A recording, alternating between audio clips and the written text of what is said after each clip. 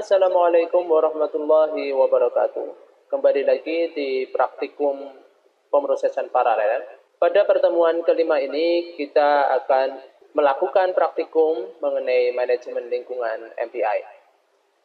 Agenda hari ini yaitu menjelaskan manajemen lingkungan MPI, kemudian dilanjutkan dengan tata cara atau teknik pelaksanaan praktikum.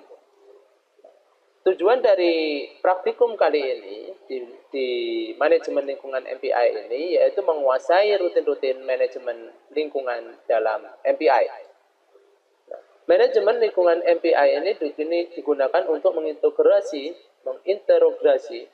dan pengaturan lingkungan eksekusi MPI dan meliputi berbagai macam tujuan seperti inisialisasi, mengakhiri lingkungan MPI, query identitas rank, query versi pustaka MPI, dan lain sebagainya. Ada beberapa eksperimen yang harus Anda kerjakan, yang salah satunya yaitu pengaktifan MPI pertama, kemudian pengaktifan MPI 2, pengaktifan MPI 3, ada pengaktifan MPI 4, kemudian ada pengaktifan MPI 5, kemudian pengaktifan proses MPI portable. Ya, pada command prompt nanti setelah Anda melakukan eksperimen yang tadi, program-program tadi, ketiklah seperti sintak perintah seperti ini. Lalu ada pengatur waktu dan sinkronisasi, ada informasi implementasi, alokasi memori, eksperimen dengan tentang penanganan error 1, 2. Nah, ini silahkan Anda lihat modul untuk yang bagian penanganan error 2 ini karena listingnya agak sedikit panjang. Begitu juga dengan penanganan error 3. Ya. Kemudian ada kode dan kelas error. Ada kelas error, kode error, dan pengendali error. Listingnya begitu panjang, silahkan dilihat di modul. Jadi ada beberapa eksperimen yang harus Anda lakukan dalam percobaan kali ini, dan teknisnya akan dipandu oleh asisten kita. Assalamualaikum warahmatullahi wabarakatuh. Kembali lagi dengan praktikum pemrosesan paralel teknik elektro Unsus Karyau. Jadi pada modul kali ini kita bakalan membahas suatu materi baru, di mana materi kali ini kita bakalan membahas MPI, Message Parsing Interface. Jadi berbeda dengan yang sebelumnya, pada pembahasan modul-modul sebelumnya kita membahas bagaimana cara melakukan paralelisasi suatu program atau suatu data di dalam komputer yang sama. Sedangkan pada MPI ini kita akan melakukan pemrosesan secara paralel tetapi menggunakan banyak komputer gitu. Jadi biasanya MPI ini digunakan oleh banyak komputer sekaligus. Tetapi sebelum memulai program praktikum kali ini, kita membutuhkan suatu tambahan, yaitu paket library dan file-file include dari Microsoft. Jadi Microsoft sendiri itu memiliki sebuah tambahan. Kalian bisa lihat di doc.microsoft.com, kemudian klik. Jadi di sini ada Microsoft MPI. Itu kalian download yang di bagian sini. Filenya kira-kira hanya 10 MB. Jadi isi dari ini itu biasanya isinya ini, yang pertama ada MSM, Microsoft MPI SDK. Isi dari ini ada file-file library, file include, header, kemudian MPI setup. Kalian download kedua file ini. Next, 9,7 MB. Kemudian download.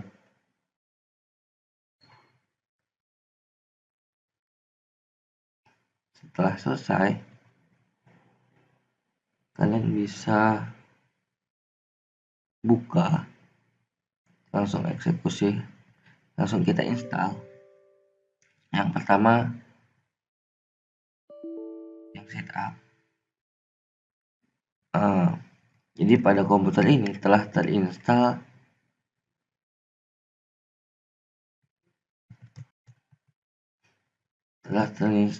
Microsoft MPI. Ini ada dua, ada Microsoft MPI dan Microsoft MPI SDK. Kalian tinggal install aja gitu. Nanti untuk memastikan apakah sudah terinstall atau belum, jadi ada di program file x86. Kemudian kalian cari Microsoft SDK MPI. Jadi di sini ada beberapa folder, di mana folder itu isinya yang pertama itu ada file-file include, kemudian ada file-file library. Nih. Oke. Kalau semuanya sudah terinstall, kita langsung aja buka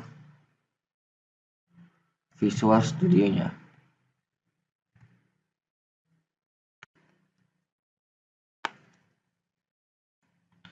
Langsung buat project baru, modul 5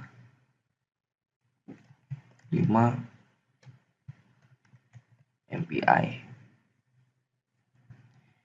Next, empty project, finish.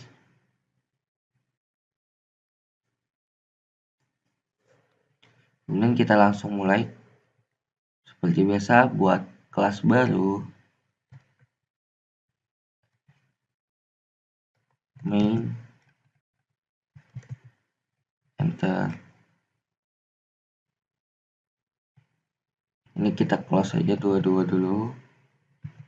Kemudian untuk mengaktifkan MPI pada project, sama seperti yang sebelum-sebelumnya, kita harus mengaktifkan OpenMP terlebih dahulu di C. Kemudian di language kita mengaktifkan support OpenMP, yes. Kemudian di general kita juga mengaktifkan ini, yes. Kemudian ada satu tambahan lagi, di mana pada tab C kemudian general yang di sini kita menambahkan additional include directory. Ini kemudian kita add di pilih foldernya yang ini, kemudian pilih, kita cari folder yang tadi ada di C, kemudian di program file cari Microsoft SDKS MPI include. Ini pilih sesuai dengan arsitektur dari komputer kalian, apakah komputer kalian 32 bit ataupun 64 bit. Saya akan menggunakan 64 bit. Select, atau kalian bisa gunakan keduanya, itu juga nggak apa-apa. Ini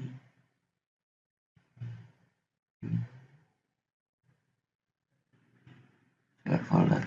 Nah, jadi nanti ada dua nih, yang X86 dan X64. Oke. Setelah itu kita akan menambahkan file-file header di dalamnya. Langsung aja pindah ke tab linker. Nih, link. Kemudian cari nih input dan tambahkan di sini. Jadi tambahkan beberapa dependensi yang baru. Untuk dependensinya itu ada di dalam folder yang ini tadi, folder instalasi.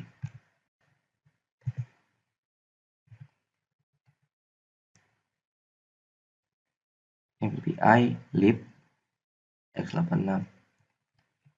Nih, ada ms MPI,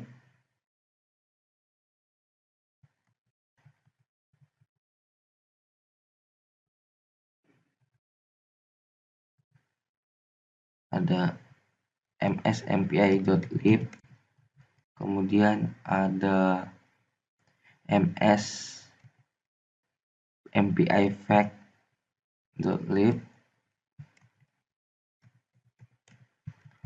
kemudian ada ms MPI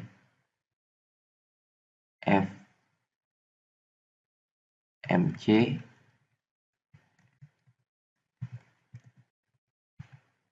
kemudian di sini juga ada beberapa tambahan es yang ini .lib, kemudian apalagi yang belum ada, yang ini copy lib. Udah, pastikan totalnya ini ada 1, 2, ada 5, di sini juga 5. Oke. Udah. Kemudian kita tambahkan additional library directory nih pada linker, kemudian general additional library directory, klik ini edit, kita pilih lokasi instalasi library-nya di mana, di C program file x86 Microsoft SDK MPI library. Ini ada dua, ada yang x64, kemudian pilih lagi untuk yang x86, select, kemudian oke. Nah, udah selesai dari ininya. Dan selesai untuk setup pada project, langsung aja kita eksekusi program yang pertama, debug, kemudian start running debugging.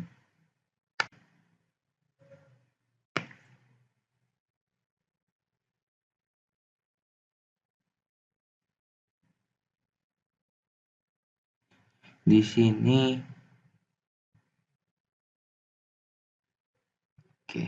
di sini terjadi suatu masalah di mana mpi.h itu tidak ketemu. Oke, kita cari dulu. Nih.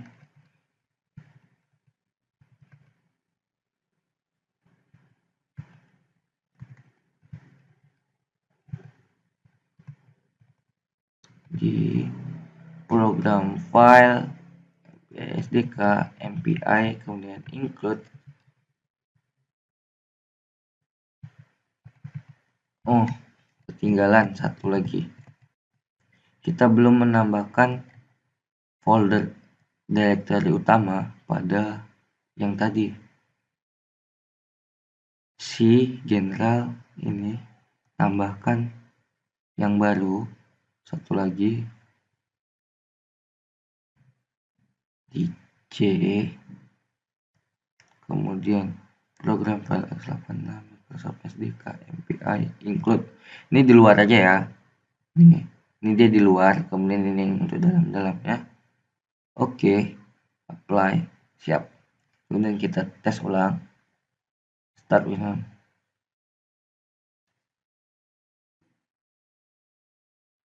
Tunggu beberapa saat.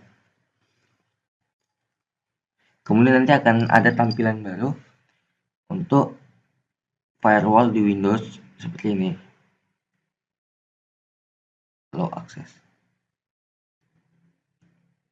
Jadi pada program kali ini kan tadi ada firewall yang muncul.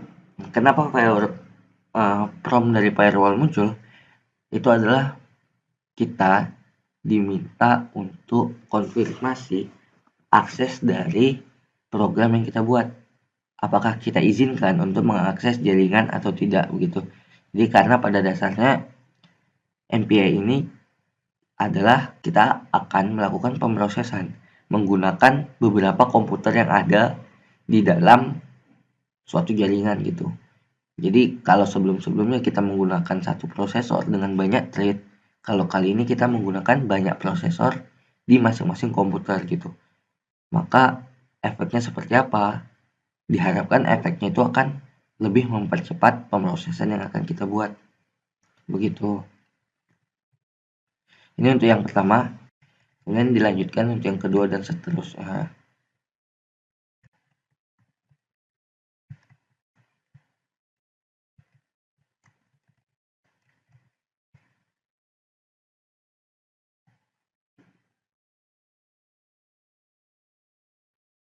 tampilannya sama aja, tapi di sini ada tambahan seperti ini.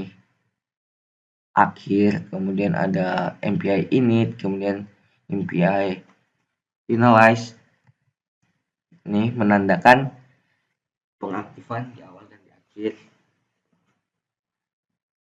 Next, berikutnya kalian bisa mencobanya, kemudian kalian googling di internet apa masing-masing fungsi dari yang ada di dalam ini.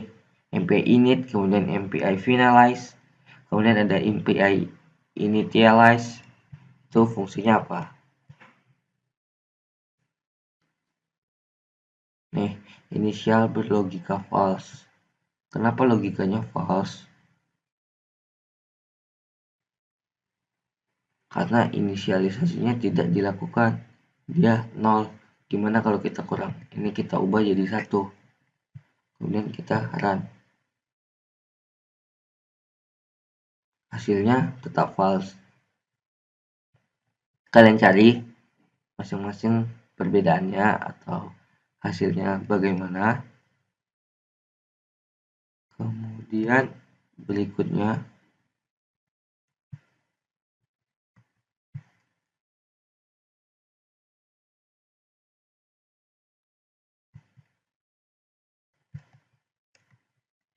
yang tadi itu nih, dia kan menggunakan MPI initialize, tapi yang kali ini kita menggunakan akhir, MPI finalis. Kemudian debug, start dengan debugging. Hasilnya kalau yang ini bakalan false.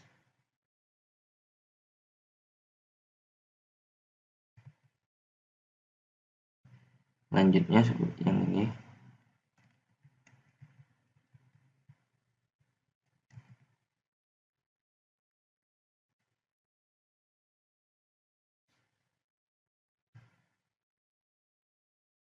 Nih, jadi pada kali ini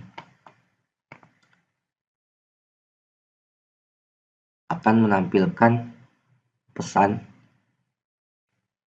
pada MPI. Nih, dari sini lihat. Yang pertama ada job aborted, ranknya pesan. 0 aplikasi yang dibatalkan. Yang dibatalkan adalah MPI comword dengan kode error 911 dan com ranknya 0.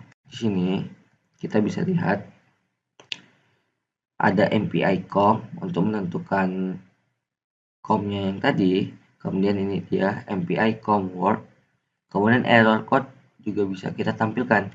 Jadi kalian bisa menentukan kode error kalian sendiri. Misalnya saya akan membuat kode error 1121.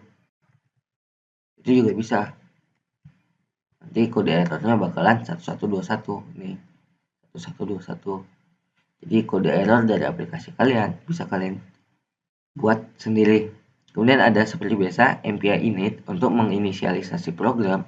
Kemudian ada MPI abort. Fungsinya apa? Untuk membatalkan program. Jadi kode com-nya berapa? Kemudian error code-nya itu ada yang di sini tadi, error code. Begitu. Kemudian ada yang ini MPI comword, itu bisa kalian cari sendiri di internet apa maksud dari fungsi tersebut. Begitu. Next, berikutnya ada MPI portable, dan jadi pada bagian pertama itu adalah mengatur waktu dan sinkronisasi. Kenapa kita perlu mengatur waktu dan sinkronisasi? Jadi jika kita menggunakan pemrosesan dengan komputer yang berbeda, kita itu memerlukan sinkronisasi terhadap program-program yang akan kita jalankan. Karena apa? Karena jika waktu di komputer 1 dan di komputer 2 itu tidak sama, akan terjadi delay atau keterlambatan pemrosesan. Langsung aja kita mulai debug.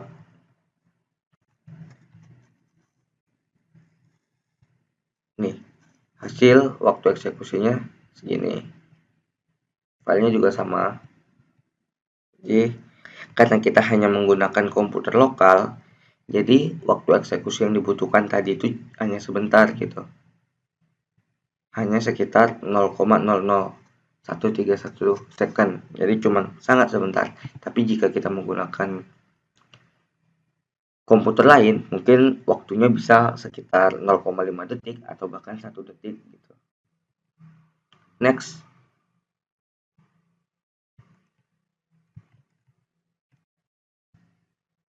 Yang ini kita mengatur resolusi tunggal. Nih, resolusi tunggalnya 1 pangkat negatif 007. Berarti 1 pangkat 10 min 7. Berarti 1/10 juta waktu resolusinya.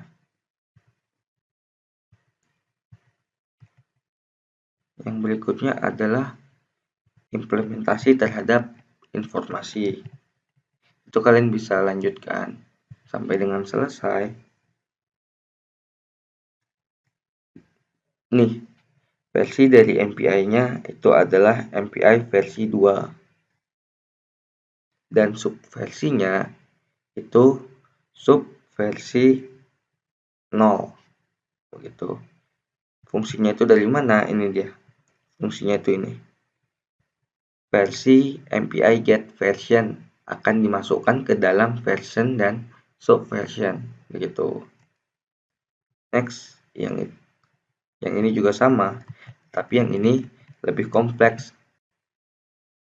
Debug, setelah debugging. Nih. Jadi pertama ada hello world, itu biasa kan. Kemudian saya Anggara 75. Ini adalah nama komputernya. Kemudian dengan panjang karakter 10 nih. Anggara 75 ini ada 10 karakter. Begitu.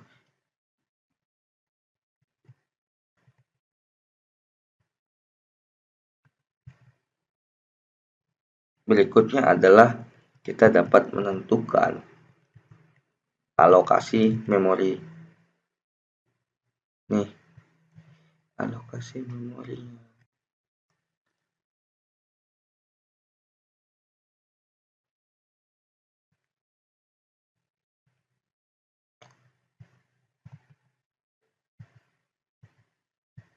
Di sini tidak terjadi tampilan dari memori.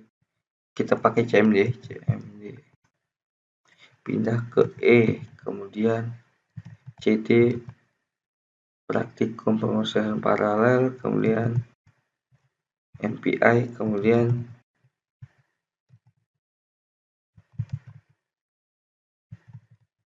kita eksekusi programnya, enter.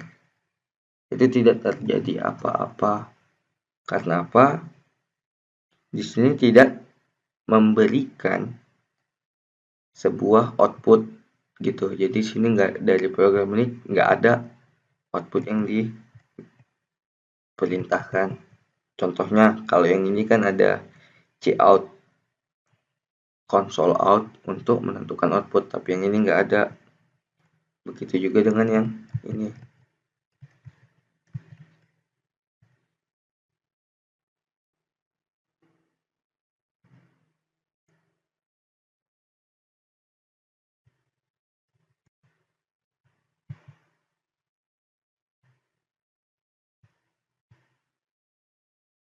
Yang ini juga tidak ada.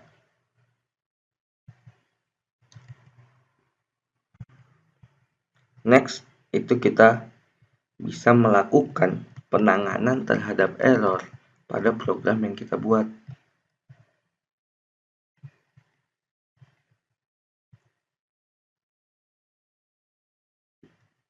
Yang ini agak panjang nih. Pertama, handle error, kemudian ada error tidak diketahui, kemudian dengan error code-nya apa, komunikator, dan sebagainya. Kita bersihkan layarnya, kemudian ke atas. Nih, memanggil handle error, kemudian unexpected, kode error tidak diketahui. Karena apa?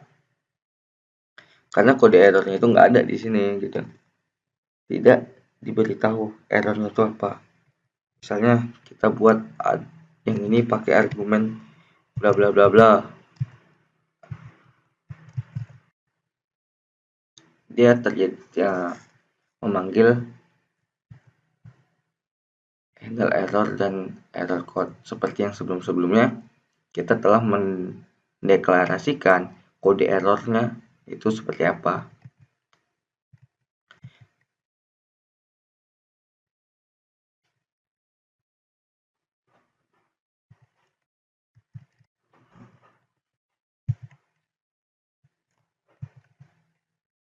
Next,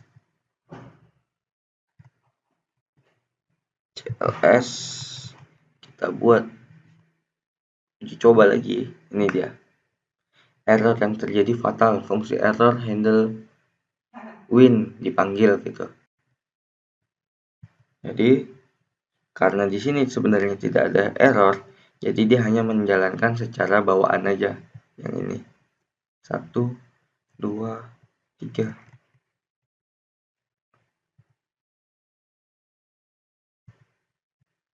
Next.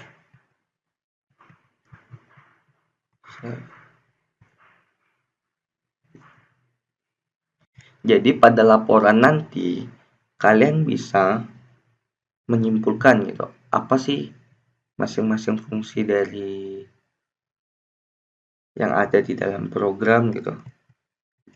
Misalnya fungsi MPI file, kemudian MPI init, MPI dan MPI finalisasi dan sebagainya.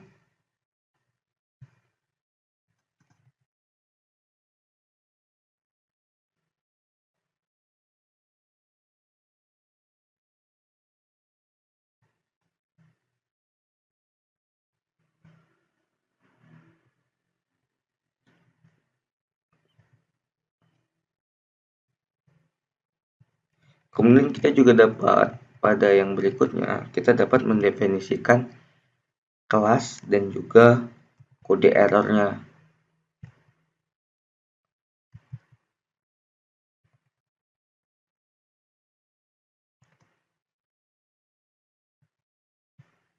Nih, banyak nih error nih. Ada 53 jenis error. Error pertama, no MPI error dengan panjang karakter 12. Kemudian buffer pointer invalid count cout count. Kemudian ada invalid komunikator, banyak nih invalidnya nih.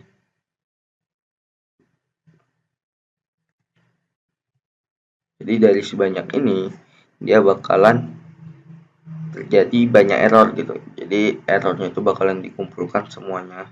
Nih ada error tidak diketahui, please file a book report. Kemudian ada order MPI error dan sebagainya. Kemudian pada contoh berikutnya mengenai kode dan kelas error.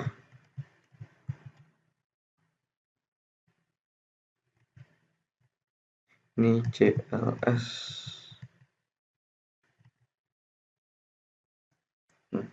Kalau yang tadi itu kita mendefinisikan apa kode errornya dan apa masalahnya. Tapi pada yang ini itu tidak didefinisikan. Error kodenya 0 dan masalahnya cuman angka gitu, cuman error code bukan error kelas. Dan yang terakhir di modul ini itu kita menampilkan error dan pengendaliannya. CLS. Kemudian kita jalankan programnya. Itu dia tidak tampil apa-apa. Mungkin cukup sekian praktikum modul 5 kita kali ini. Jika kalian memiliki pertanyaan ataupun kalian ada bingung ataupun ada error di dalam program yang kalian buat, itu kalian dapat tanyakan pada kolom komentar Saya akhiri, wabillahi taufiq wal hidayah. Wassalamualaikum warahmatullahi wabarakatuh. Selanjutnya, setelah Anda melakukan praktikum tadi, silahkan jalankan setiap programnya, kemudian ambil screenshot hasilnya, ya, kemudian buat analisis hasil dari setiap program yang telah Anda uji cobakan, kemudian buat laporan dari hasil percobaan yang telah Anda lakukan. Ya. Sekian praktikum ke-5 kali ini. Terima kasih. Wassalamualaikum warahmatullahi wabarakatuh.